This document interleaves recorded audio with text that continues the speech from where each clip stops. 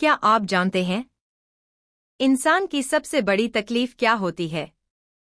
जब वो पूरी जिंदगी औलाद के लिए जीता है और बुढ़ापे में वही औलाद उसे गैर बना देती है। ये कहानी है एक माँ की, जो सिर्फ माँ नहीं थी, वो घर की आत्मा थी। लेकिन जब उम्र ने उसके कदम धीमे कर दिए, तो औलाद ने उसकी जगह बदल दी। और तब एक दिन बरगद के पेड़ पर बैठी बूढ़ी चिड़िया ने उसे 4 ऐसी बातें बताईं जो हर माँ बाप को जाननी चाहिए और हर बेटे बेटी को समझनी चाहिए।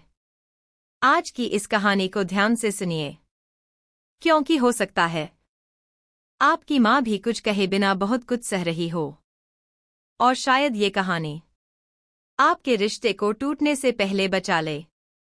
गांव आनंदपुर में सुबह की हवा में मिट्टी की खुशबू घुली थी। चौपाल पर कुछ बुजुर्ग हुक्के के चारों ओर बैठे थे, तो कहीं बच्चे नदी की ओर मछलियां देखने दौड़ रहे थे।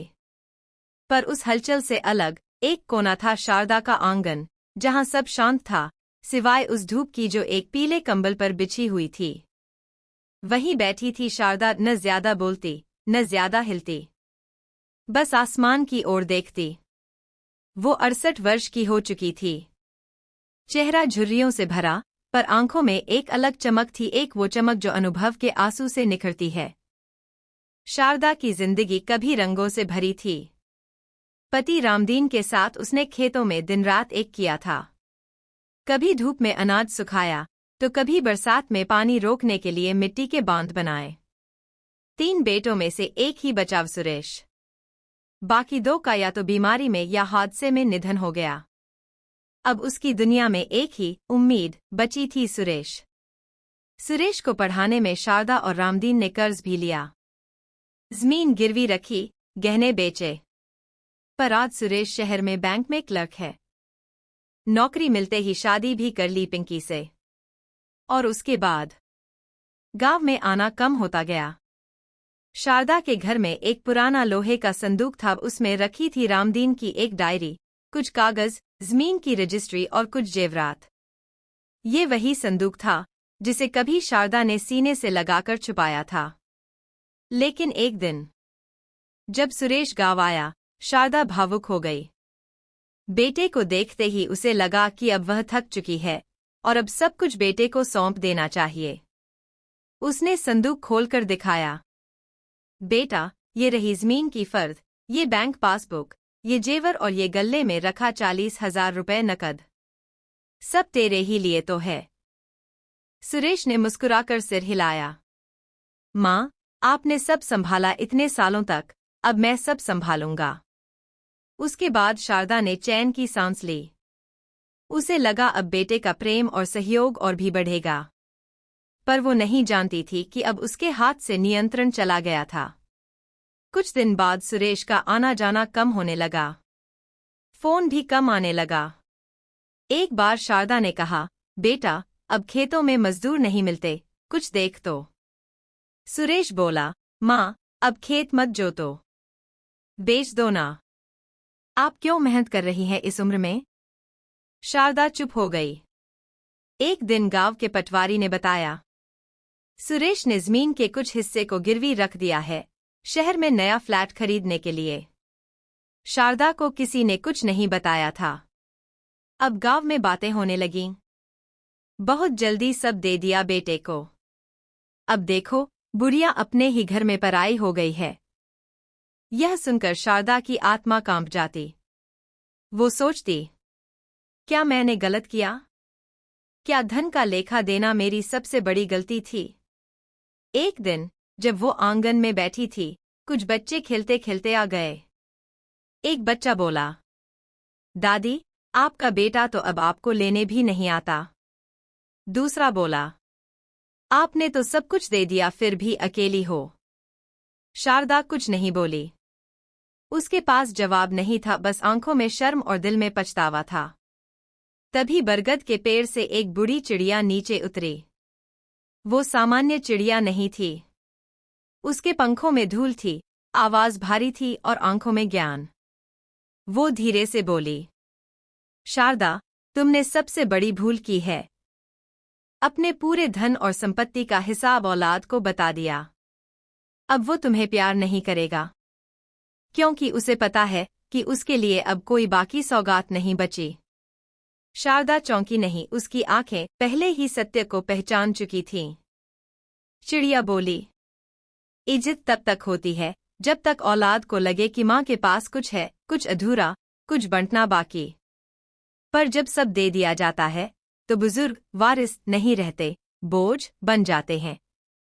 उस रात शारदा ने पहली बार अपनी डायरी में लिखा, अब मैंने समझा, बुढ़ापे की सबसे बड़ी ताकत है चुप रहकर समझदारी से जीना। पहली बात जो अब सबको बतानी चाहिए, अपने धन, जमीन, गहने, बैंक बैलेंस, कभी पूरी जानकारी औलाद को न दो, क्योंकि जानकारी जहां पूरी हो जाती है वहां रिश्ते समाप्त हो जाते हैं। अब शारदा वही रही, पर कुछ बदल गया था। उसने संदूक में ताला लगाकर चाबी तक खो दी थी। अब वो नहीं चाहती थी कि कोई जाने कि उसके पास क्या है। उसकी चुप्पी अब कमजोरी नहीं, चतुराई थी। और बूढ़ी चिड़िया हर शाम आकर उसकी सोच को और मजबूत करती थी। आनंदपुर गांव की सुबह पहले जैसी थी, मवेशियों की घंटियों की आवाज, मंदिर की आरती और खेतों में जाने वाले किसानों की हड़बड़ी। पर शारदा की सुबह अब बदल चुकी थी। अब उसके दिन उम्मीद के बिना और रातें अतीत की कसक के साथ बीतती थीं। वो चुप थी, लेकिन उसकी आंखों में अब चुप्पी नहीं, समझदारी बसने लगी थी। वो रोज शाम को बरगद के पेड़ के पास बैठती और उस बूढ़ी चिड़िया का इंतजार करती, जिसने कल उसे जीवन की पहली सबसे बड़ी सीख दी थी। आज फिर वो चिड़िया आई, मिट्टी से सने पंख, आंखों में अनुभव और आवाज में शांति। शारदा ने हाथ जोड़कर कहा, मैं अब और सुनना चाहती हूं। अब बताओ, दूसरी गलती कौन सी थी? चिड़िया धीरे से बोली, अगर बुढ़ापे में रोना नहीं चाहती तो अपनी कमजोरियां कभी औलाद को मत बताओ। शारदा ने धीरे से एक लंबी सांस ली। तू सही कहती है, उसने कहा। उसे याद आया एक दिन का दृश्य। शहर से सुरेश और पिंकी आए हुए थे। शारदा बहुत बीमार थी, हाथ पांव कांपते, नींद नहीं आती, कमजोरी बढ़ गई थी। उस दिन उसने रोते हुए सुरेश से कहा था, बेटा, अब मुझसे कुछ नहीं होता। चलना मुश्किल, खाना बनाना भी मुश्किल। मुझे तेरे बिना डर लगता है। बहू को भी कहो थोड़ा ध्यान दे।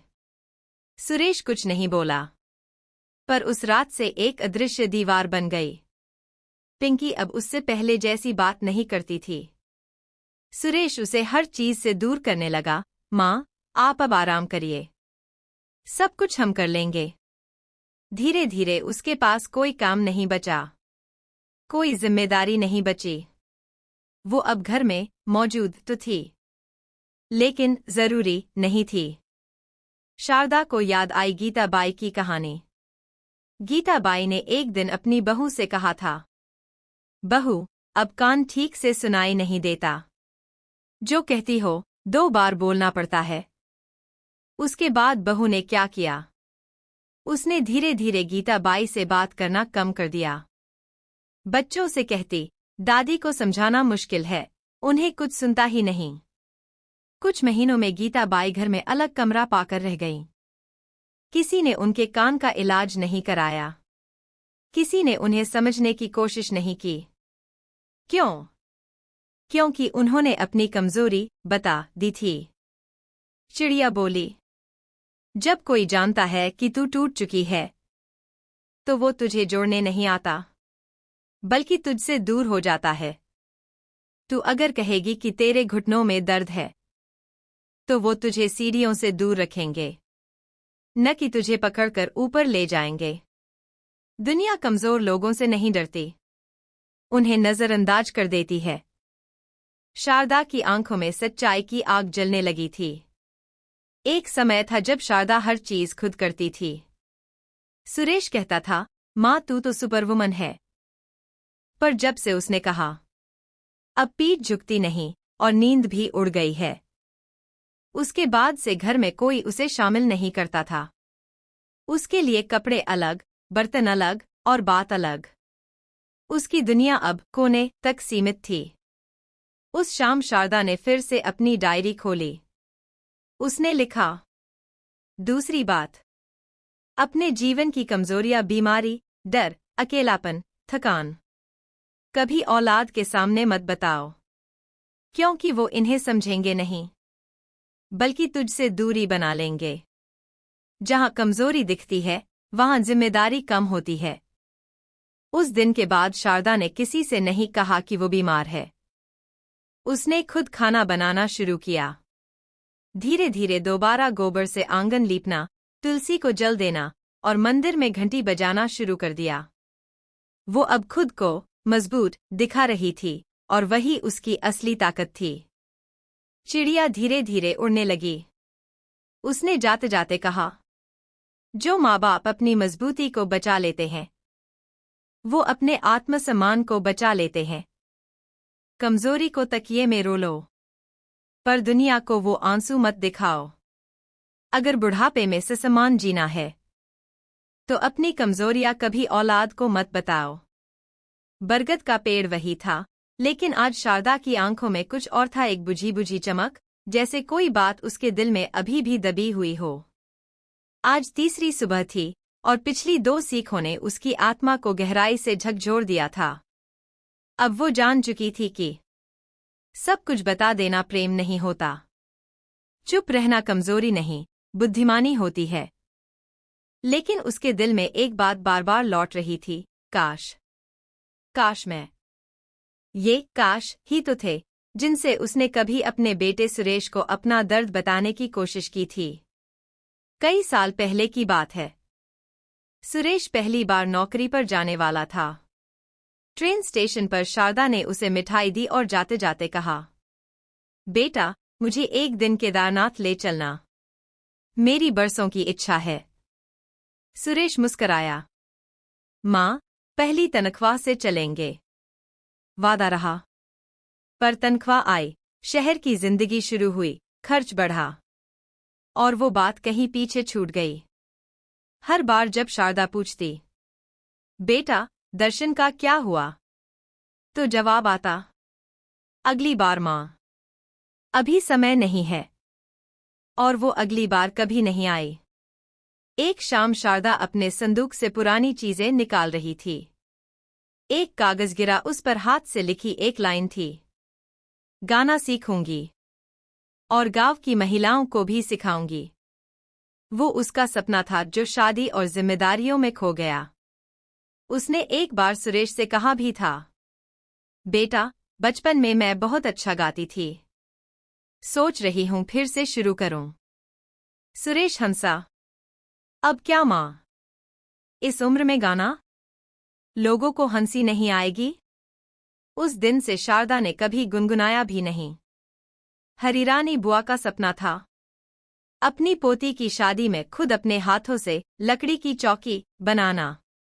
जब उन्होंने अपने बेटे से कहा, मुझे थोड़ा वक्त दो, मैं पोती के लिए खास चीज बनाना चाहती हूं, तो बेटे ने कहा, माँ, अब आप थकती हैं, आराम करिए, आपकी जरूरत नहीं है। और वो बात धीरे धीरे पूरे गांव में मजाक बन गई। हरिरानी अब लकड़ी की चौकी बनाएंगी। अरे वो तो खुद बैसाखी से चलती हैं।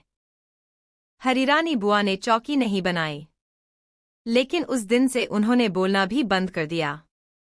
बरगद पर बैठी चिड़िया अब शांत नहीं थी, बल्कि उसकी आवाज में दर्द था। वो बोली, शारदा, सपनों का बोझ तब तक सुंदर होता है जब तक वो तुम्हारा है। जब तुम उसे दूसरों पर डालती हो, तो वो ताना बन जाता है। औलाद को अपने अधूरे सपने और अफसोस मत बताओ, क्योंकि वो उन्हें सम्मान नहीं देंगे, उन्हें एक बोझ मानेंगे। तेरे दिल में जो काश हैं, उन्हें तेरे तक ही रहने दे। दुनिया के सामने वो सिर्फ मजाक बन जाते हैं।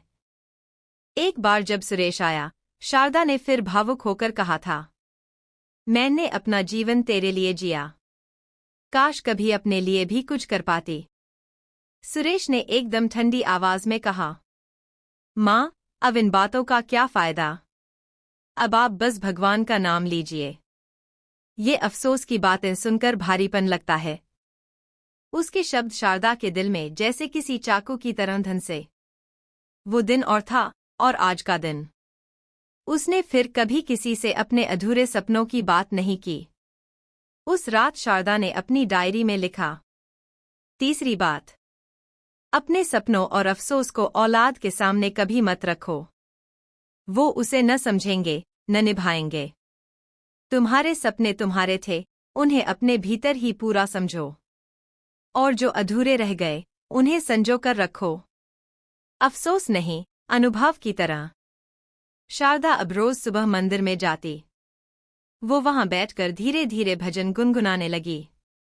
गांव की कुछ महिलाएं सुनती और पास आ बैठतीं। धीरे धीरे उन्होंने शारदा से सीखना शुरू किया। गाना, भजन, पूजा, पत्तों की सजावट। अब शारदा का अधूरा सपना किसी और पर बोझ नहीं था। वो खुद उसे अपने तरीके से पूरा कर रही थी। चिड़िया उड़ते उड़ते बोली, जिस दिन इंसान अपने अधूरे सपनों को सीख और शांति में बदल देता है, वो दिन से पहले ही बूढ़ा नहीं, समझदार कहलाता है। अपने अधूरे सपनों और अफसोस को औलाद के सामने कभी बोझ की तरह मत रखो। उन्हें भीतर पनपने दो या खुद अपने तरीके से पूरा करो। लेकिन उन्हें किसी पर ताने की तरह मत डालो। शारदा आज बहुत थकी थी। न शरीर थका था, न पैर, बल्कि मन थक चुका था। बरगद की छाव में बैठी वो अपने बीते जीवन को जैसे फर्श पर बिछा कर देख रही थी। 3 बेटों में से एक बचा। उसी में बसी थी उसकी सारी उम्मीद, सारे रिश्ते, सारा जीवन। अब जब वो अपने सपने, कमजोरी और धन सब बेटे को दे चुकी थी, तो उसके पास रह ही क्या गया था? मैं क्यों हूं? किसके लिए हूं? ये सवाल हर रात उसके बिस्तर पर करवट बदलते रहते। और ठीक उसी समय बुढ़ी चिड़िया फिर आई। चिड़िया आज कमजोर लग रही थी।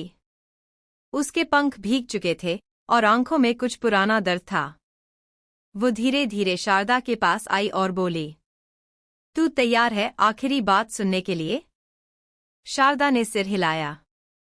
चिड़िया बोली, अगर बुढ़ापे में रोना नहीं चाहती, तो कभी औलाद को मत बताना कि तेरे जीने की आखिरी वजह वही है।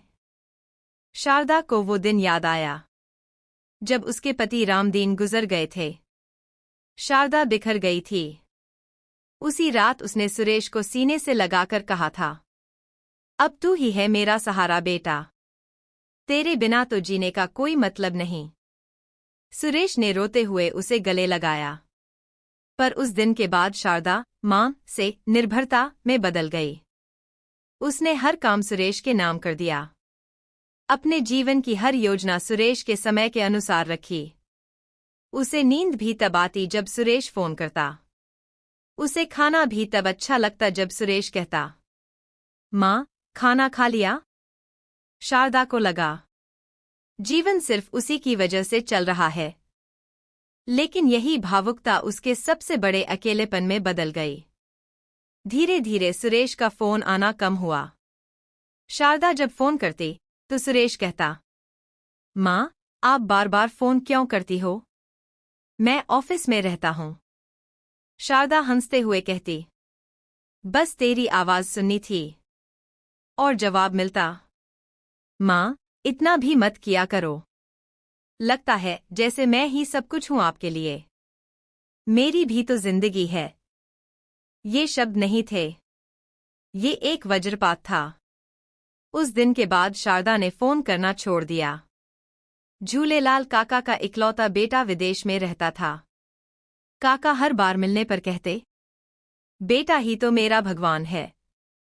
उसी के नाम की माला जपता हूं, उसी के भरोसे जिंदा हूं। जब वो बीमार पड़े तो बेटे को बुलाया गया। बेटा बोला, डैड, मैं अभी बिजी हूं। आप हॉस्पिटल में एडमिट हो जाइए, बाद में बात करता हूं। काका ने उस दिन कहा, जिसके लिए जिए उसी को अब मेरे जीने से फर्क नहीं पड़ता। और फिर 3 दिन बाद वो चले गए। चुपचाप, बिना आवाज, बिना शिकायत। चिड़िया आज बहुत गंभीर थी। वो बोली, जब तू औलाद को अपनी आखिरी उम्मीद बना देती है, तब तू खुद को खत्म कर देती है। फिर तू उनके लिए बोझ बनती है, जिम्मेदारी बनती है, प्यार नहीं। सच्चाई यह है कि हर इंसान जीता है खुद के लिए। बेटा भी, बहू भी, तू भी जिए अपने लिए। औलाद तेरी दुनिया का हिस्सा है, पूरी दुनिया नहीं। उस रात शारदा ने बहुत धीरे से डायरी खोली, कांपते हाथों से लिखा, चौथी बात, औलाद को कभी मत बताओ कि तुम्हारे जीने की वजह वही है। क्योंकि जब कोई जान लेता है कि उसके बिना तू जी नहीं सकती, तो वो तुझे संभालता नहीं, तुझसे थकने लगता है और तुझे छोड़ देना आसान हो जाता है। जीवन की वजह खुद बनो। खुद को इतना मजबूत बना लो कि तेरी मुस्कान किसी पर निर्भर न हो। अब शारदा ने तय कर लिया था, वो अब बेटे से प्यार करेगी, पर अपनी पहचान में। वो अब खुद के लिए कुछ करेगी, गाना, पूजा, महिलाओं को सिखाना। वो अब अकेली थी, पर अकेली होकर भी पूरी थी। अब जब सुरेश आया तो शारदा ने कहा, बेटा, तुझसे मिलने की खुशी होती है, पर मैं अब तेरी वजह से नहीं जीती, मैं खुद के लिए जीती हूं। सुरेश चौंका, पर पहली बार उसने अपनी मां की आंखों में भिक्षा नहीं, सम्मान देखा। बरगद के पत्तों पर बैठी चिड़िया अब मुस्कुरा रही थी। वो बोली, अब तू तैयार है। तूने वो सब सीख लिया जो बुढ़ापे को मजबूरी से आजादी बना देता है। अब तू अकेली नहीं, अब तू आत्मनिर्भर है। अब तू रोएगी नहीं, दूसरों को सिखाएगी कैसे जीते हैं बिना टूटे हुए। और वो चिड़िया धीरे धीरे आकाश में उड़ गई। कभी औलाद को मत बताओ कि तुम्हारे जीने की आखिरी वजह वही है। क्योंकि जहां निर्भरता होती है, वहां रिश्ते बोझ बन जाते हैं। जीवन में अगर सम्मान चाहिए, तो खुद को पर्याप्त समझो। आनंदपुर गांव की सुबह अब वैसी नहीं रही थी जैसी पहले थी। अब मंदिर के पास से जब कोई गुजरता, तो उसे मध्यम सी आवाज सुनाई देती, पायो जी मैंने राम रतन धन पायो। और वो आवाज आती थी शारदा के घर से। शारदा अब अकेली नहीं थी, उसके पास अब एक मंडली थी। गांव की वो महिलाएं जिन्हें उनके घरों में सिर्फ रोटियां बेलने और चुप रहने के लिए रखा गया था, अब वे सब मिलकर भजन गाती थीं, गीत सीखती थीं, और कभी कभी तो गांव के चौपाल में नाटक भी करतीं। शारदा की डायरी अब सिर्फ एक व्यक्तिगत किताब नहीं रही, वो अब एक सीखों का संग्रह बन चुकी थी, जिसका नाम उसने रखा, बुरी चिड़िया की 4 बातें। कभी अपना सारा धन औलाद को मत बताओ, कभी अपनी कमजोरियां औलाद को मत दिखाओ, कभी अपने अधूरे सपने औलाद पर मत थोपो, कभी उन्हें अपनी जीने की वजह मत बनाओ। अब गांव की औरतें हर सोमवार को एकत्र होकर यही बातें पढ़ती, सुनती और अपने जीवन में अपनाती। सुरेश और पिंकी जब अगली बार गांव आए, तो शारदा के घर की रौनक देखकर चकित रह गए। पिंकी बोली, माँ, ये सब क्या हो रहा है? घर तो किसी आश्रम जैसा लग रहा है। शारदा मुस्कराई, हाँ बेटी, ये घर अब एक साधना स्थल है, जहां बुजुर्ग खुद को बोझ नहीं, योग्यता समझते हैं। सुरेश ने धीरे से पूछा, माँ, क्या अब भी मेरी जरूरत है? शारदा ने आंखों में नम्रता के साथ कहा, बिल्कुल है बेटा, पर अब मैं तेरे भरोसे नहीं, तेरे साथ हूं बराबरी पर। एक दिन शाम को जब सब औरतें तुलसी चौरे के पास भजन गा रही थीं, तो बरगद के पेड़ पर फिर वही बूढ़ी चिड़िया आ बैठी। शारदा ने उसे देखा। अब उसकी आंखों में कोई सवाल नहीं था, बस संतोष था। चिड़िया मुस्कराई और कहा, अब तुझ में वह उड़ान है जो पंखों से नहीं, अनुभव से आती है। अब तू अपने जैसी औरों को सिखा सकती है कि बुढ़ापा बोझ नहीं, आत्मा का परिपक्व समय होता है। मेरा काम पूरा हुआ शारदा। अब मैं चलती हूँ। किसी और गांव, किसी और आंगन में, किसी और शारदा को समझाने। और चिड़िया उड़ गई। 1 महीने बाद गांव के चौपाल पर एक बड़ी गोष्ठी हुई, जिसका विषय था सम्मान से बुढ़ापा, बूढ़ी चिड़िया की 4 बातें। इस कार्यक्रम में शारदा ने मन से वही 4 बातें बोलीं, पर उसके शब्द अब केवल शब्द नहीं थे, वे अनुभव से उपजे वचन थे। अब आनंदपुर गांव में कोई बूढ़ी महिला अकेली नहीं थी। अब वे मिलकर गीत गाती थीं, चूड़ियों पर कविता लिखती थीं, छोटे बच्चों को पढ़ाती थीं, और सबसे जरूरी, अपने लिए जीती थीं। शारदा अब सिर्फ एक माँ नहीं, पूरे गांव की दादी माँ बन चुकी थी, सशक्त, अनुभवी और प्रेरणादायक। उम्र चाहे जो भी हो, इंसान को कभी किसी के भरोसे जीना नहीं चाहिए, खासकर उस उम्र में जब दुनिया आपको कमजोर मान लेती है। तब खुद को सबसे ज्यादा मजबूत बनाना चाहिए। और यही सिखाती है बूढ़ी चिड़िया की ये 4 बातें। तो दोस्तों, ये थी बूढ़ी चिड़िया की 4 अमूल्य सीखें, जो हर उस इंसान को समझनी चाहिए जो बुढ़ापे को बोझ नहीं, सम्मान से जीने का अवसर मानता है। अगर ये कहानी आपके दिल को छू गई, तो इसे अपने माता पिता, दादा दादी, नाना नानी और अपने बच्चों तक जरूर पहुंचाइए। वीडियो को लाइक जरूर करें, अपने विचार कमेंट में लिखें, और ऐसी ही दिल से निकली कहानियों के लिए चैनल को अभी सब्सक्राइब कर लें। और हाँ, अगली बार जब आप अपनी माँ या पिता से मिलें, तो सिर्फ हालचाल न पूछें, उन्हें गले लगाकर कहें, आप हमारे लिए सब कुछ हैं, पर हम आपको बोझ नहीं, आशीर्वाद मानते हैं। मिलते हैं अगली कहानी में। तब तक याद रखिए, सीखने की कोई उम्र नहीं होती।